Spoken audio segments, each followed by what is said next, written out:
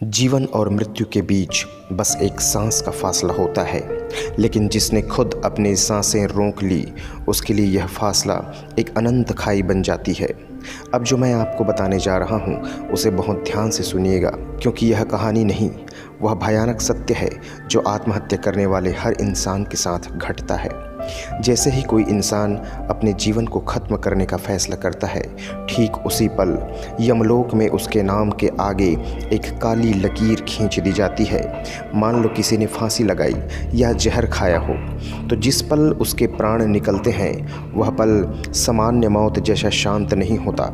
गरुड़ पुराण कहता है कि आत्महत्या के समय शरीर से आत्मा निकलते वक्त ऐसा दर्द होता है जैसे एक साथ हजारों बिच्छुओं ने डंक मार दिया हो। जैसे ही प्राण शरीर से बाहर आते हैं, सबसे पहली चीज़ होती है वह है घोर अंधकार। कुछ पलों के लिए उस जीवात्मा को कुछ दिखाई नहीं देता, उसके कानों में एक सन्नाटा छा जाता है। फिर धीरे धीरे उसे दृश्य दिखने लगता है। वह देखता है कि उसका अपना ही शरीर, जिसे वह मैं समझता था, वह ज़मीन पर बेजान पड़ा है। आंखें पथरा गई है, शरीर नीला पड़ने लगा है। आत्मा को एक झटका लगता है, वो चीखता है, चिल्लाता है, अरे मैं तो यहाँ हूँ, मुझे क्या हुआ। वह अपने शरीर को हिलाने की कोशिश करता है। वह अपने ही मृत शरीर के मुंह में हवा भरने की नाकाम कोशिश करती है, लेकिन अब वह मिट्टी का शरीर बन चुका है। वह दोबारा उस शरीर में घुसना चाहती है, लेकिन ईश्वर के विधान ने सारे रास्ते बंद कर दिए हैं। ठीक इसी समय उस आत्मा को अपनी गलती का सबसे पहला और सबसे भयावह एहसास होता है, पछतावा होता है। वो सोचता है कि मैंने यह क्या कर दिया। मेरी परेशानी तो बस कुछ ही दिनों की थी, लेकिन मैंने तो अपना सब कुछ ख़त्म कर लिया। वो रोता है, लेकिन उसकी आंखों से आंसू नहीं गिरते, बस एक सूखी तड़प होती है। वह देखता है कि उसके घर वाले आ गए हैं, माँ छाती पीट रही है, पिता ज़मीन पर गिर गए हैं, बच्चे रो रहे हैं। आत्मा अपनी माँ के पास जाता है, उसे गले लगाना चाहता है, उसे बताना चाहता है कि माँ मत रो, मैं ज़िंदा हूँ, मैं यहीं खड़ा हूँ। लेकिन उसके हाथ माँ के शरीर के आर पार हो जाता है। उसकी आवाज़ किसी को सुनाई नहीं देती। यह उस सज़ा की पहली सीढ़ी है, अपनों को तड़पते हुए देखना और चाह कर भी कुछ न कर पाना। यह बेबसी उस आत्मा को अंदर ही अंदर जलाने लगती है। कहानी अभी ख़त्म नहीं हुई, असली नर्क तो अब शुरू होता है। जिस शरीर को उस इंसान ने दुनिया से छिपा रखा था, वह अब सबके सामने तमाशा बन जाता है। आत्मा देखती है कि लोग उसके शरीर को एक वस्तु की तरह उठा रहे हैं, उसे घसीटा जा रहा है। फिर आता है पोस्टमार्टम का दृश्य। गरुड़ पुराण के अनुसार भले ही शरीर मर चुका है, लेकिन आत्मा का उस शरीर से मोह अभी छूटा नहीं है। जब डॉक्टर उसके शरीर पर चीरा लगाते हैं तो वह जीव आत्मा दूर खड़ी कांपती रहती है। उसे वह दर्द महसूस तो नहीं होता, लेकिन उसे वो काटे जाने का दृश्य देखकर जो मानसिक पीड़ा होती है वो शारीरिक दर्द से 1000 गुना ज़्यादा होती है। वो चिल्लाता है, मेरे शरीर को मत फाड़ो, मुझे छोड़ दो, लेकिन वहाँ सुनने वाला कोई नहीं होता। फिर शरीर को घर लाया जाता है, शव यात्रा निकाली जाती है, राम नाम सत्य है के नारे लगते हैं, लेकिन आत्महत्या करने वालों के लिए यह नारा व्यर्थ है। आत्मा अपनी ही अर्थी के पीछे पीछे चलने लगती है। वो सुनती है कि लोग क्या बातें कर रहे हैं। कोई उसे कायर कह रहा है, कोई पागल सनकी कह रहा है, कोई कह रहा है कि अच्छा हुआ मर गया। अपनी ही बदनामी अपने ही कानों से सुनना, यह भी उसकी सज़ा का एक हिस्सा है। शमशान घाट पर चिता सजती है, आग लगाई जाती है, शरीर जलकर राख होने लगता है। सामान्य मृत्यु में जब शरीर जलता है तो आत्मा का मोह भंग हो जाता है और वह आगे की यात्रा पर निकल जाती है, लेकिन आत्महत्या के केस में ऐसा नहीं होता। शास्त्र कहते हैं कि आत्महत्या करने वालों की अकाल मृत्यु होती है, यानी उसका समय अभी पूरा नहीं हुआ था।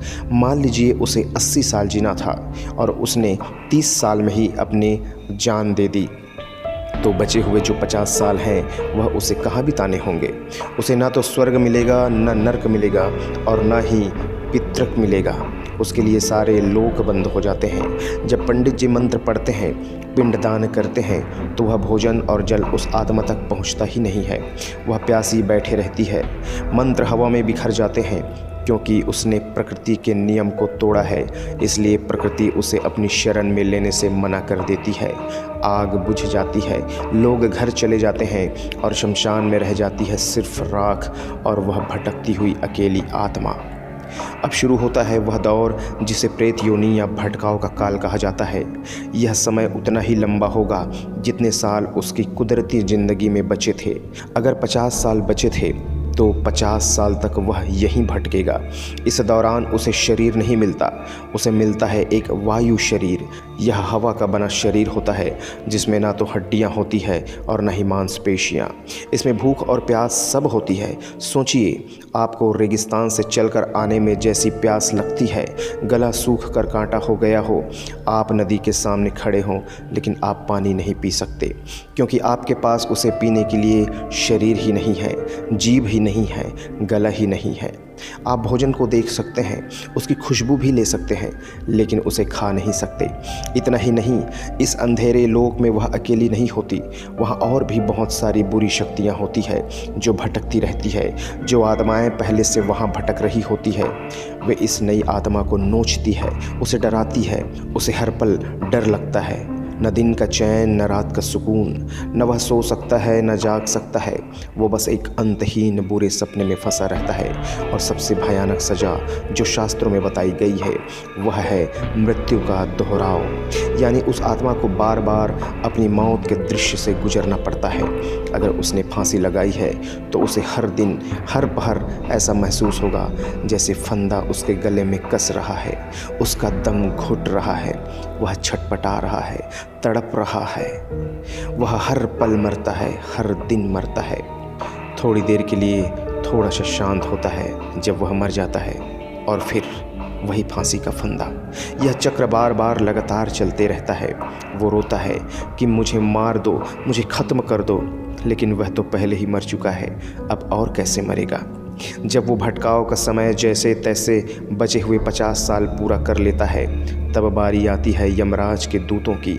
सामान्य मृत्यु में यमदूत आते हैं, लेकिन आत्महत्या करने वाले के लिए क्रूर यमदूत आते हैं। अब शुरू होता है यमलोक का रास्ता। गरुड़ पुराण में इसे अत्यंत दुर्गम बताया गया है। यह रास्ता कांटों, तपते हुए लोहे की कीलों और जलती हुई बालू से भरा होता है। वहाँ कोई छाया नहीं होती, कोई पानी नहीं होता। यमदूत उस आत्मा को उस तपते हुए रास्ते पर घसीटते हुए ले जाते हैं।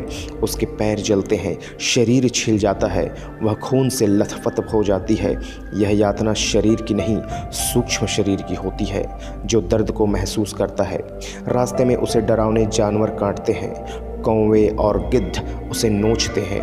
वह चिल्लाता है, पानी पानी, तो यमदूत उसे पीने के लिए खौलते हुए तेल या मवादात देते हैं। वह इनकार करता है तो उसे ज़बरदस्ती पिलाया जाता है। यह रास्ता इतना लंबा है कि वहाँ पहुँचते पहुँचते आत्मा की हिम्मत पूरी तरह टूट जाती है। उसका अहंकार, उसका गुस्सा सब मिट्टी में मिल जाता है। अब उसके पास बचता है तो सिर्फ और सिर्फ भय, एक अजीब सा डर, एक तड़प। आखिरकार वह आत्मा यमराज के दरबार में पहुंचती है। वहाँ का दृश्य देखकर बड़े बड़े सुरमाओं की रूह कांप जाती है। एक विशाल सिंहासन पर धर्मराज यमराज बैठे होते हैं। उनका चेहरा कठोर और न्यायप्रिय होता है। पास में चित्रगुप्त अपनी बड़ी सी किताब बही खाता खोलकर बैठे होते हैं। उस दरबार में सन्नाटा छा जाता है। चित्रगुप्त पन्ने पलटते हैं और कहते हैं कि हे धर्मराज, इस जीव को मनुष्य का अनमोल शरीर मिला था। उसने अच्छे कर्म करने के बजाय अपने ही हाथों उस मंदिर रूपी शरीर को नष्ट कर दिया है। इसने आत्महत्या की है। इसने ईश्वर के दिए उपहार का अपमान किया है। यह सुनते ही यमराज की आंखों में क्रोध भर जाता है। आत्महत्या को परमात्मा का अपमान माना जाता है। यमराज उस आत्मा से पूछते हैं, तुझे किसने अधिकार दिया जीवन लेने का? क्या तूने यह जीवन बनाया था? जब तू बना नहीं सकता तो मिटा कैसे सकता है? आत्मा थर थर काँपती है। उसके पास कोई जवाब नहीं होता, बस रोती है। तब यमराज अपना फैसला सुनाते हैं। यह फैसला नर्क की सज़ा होती है। आत्महत्या करने वालों के लिए गरुड़ पुराण में विशेष नरक बताए गए हैं, जैसे कुंभीपाक या रौरव नरक।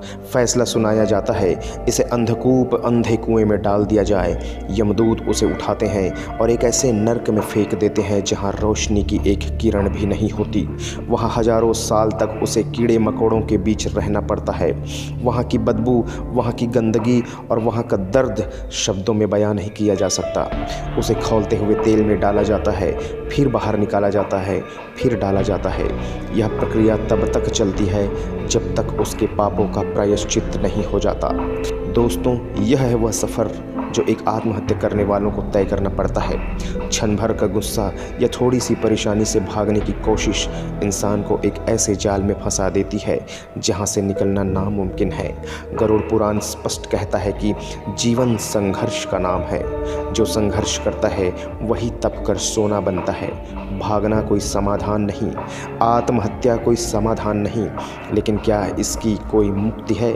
शास्त्रों में बहुत कठिन उपाय बताए गए हैं। अगर परिवार वाले गया जाकर पिंडदान करें, नारायण बलि पूजा करवाएं और लगातार दान पुण्य करें, तब जाकर शायद उस आत्मा की सज़ा कुछ कम हो सकती है। लेकिन वह दाग इतनी आसानी से नहीं धुलता। उसे दोबारा मनुष्य जन्म मिलने में युग बीत जाते हैं। उसे कीड़े मकोड़े जानवर की योनि में भटकना पड़ता है। इसलिए अगर कभी भी मन में हार मानने का ख्याल आए तो एक बार आंखें बंद करके उस भयानक सफ़र के बारे में ज़रूर सोच लेना। जीवन जैसा भी हो, उस नर्क से लाख गुना बेहतर है। अपनी सांसों की कीमत को पहचानिए। आपका जीवन सिर्फ आपका नहीं, उन सब का है जो आपसे प्यार करते हैं। तो दोस्तों, यह तो थी आज की स्टोरी। आपको कैसी लगी कमेंट सेक्शन में कमेंट करके अवश्य बताइएगा। और इसी तरह के नई वीडियोस के लिए मेरे चैनल को सब्सक्राइब कीजिएगा, वीडियो को लाइक और कमेंट और शेयर कीजिएगा। वीडियो को पूरा देखने के लिए आपका बहुत बहुत शुक्रिया। आपका दिन शुभ हो। नमस्कार।